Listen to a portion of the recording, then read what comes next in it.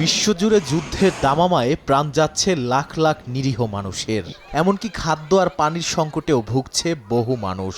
বিশ্ব নেতারা শান্তির বার্তা শোনালেও রাষ্ট্রগুলোর সামরিক বাজেট বলছে অন্য কথা। কূটনীতি যেখানে দুর্বল, সেখানেই গর্জে উঠছে অস্ত্রের ঝনঝনানি।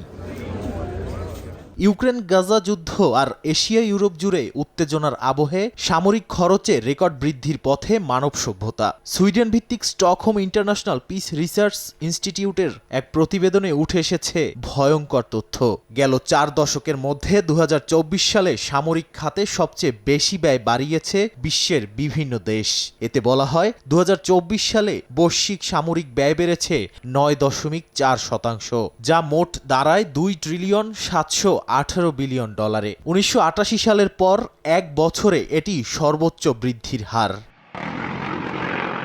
প্রায় $1 ট্রিলিয়ন খরচ করে এই তালিকায় শীর্ষে আছে বিশ্বের অন্যতম পরাশক্তির দেশ যুক্তরাষ্ট্র।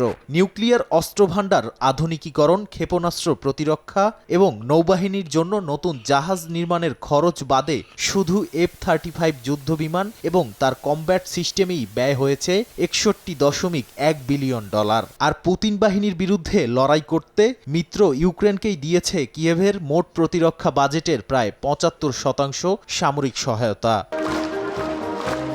নিজেদের সামরিক খাতে $314 বিলিয়ন খরচ করে এ তালিকায় পরের স্থান দখল করে নিয়েছে চীন। টানা 30 বছর ধরে সামরিক বাজেট বাড়িয়ে 2024 সালে উন্মোচন করেছে নতুন স্টেলথ যুদ্ধবিমান, ড্রোন এবং আন্ডার ওয়াটার ভেহিকল। পরমাণু অস্ত্রভাণ্ডারও করেছে সমৃদ্ধ।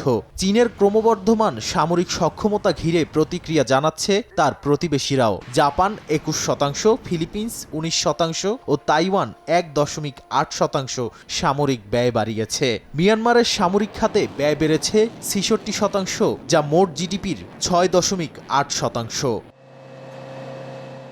অঞ্চলভিত্তিক উত্তেজনার জেরে সবচেয়ে বেশি হারে সামরিক ব্যয় বেড়েছে ইসরায়েল, রোমানিয়া, মেক্সিকো এবং পূর্ব ইউরোপের বিভিন্ন দেশে। 2023 সালে গাজায় আক্রমণের পর 2024 সালে 65% সামরিক বাজেট বাড়িয়েছে ইসরায়েল। শুধু যুক্তরাষ্ট্রের কাছ থেকে অতিরিক্ত সহায়তা পেয়েছে $10.6 বিলিয়ন।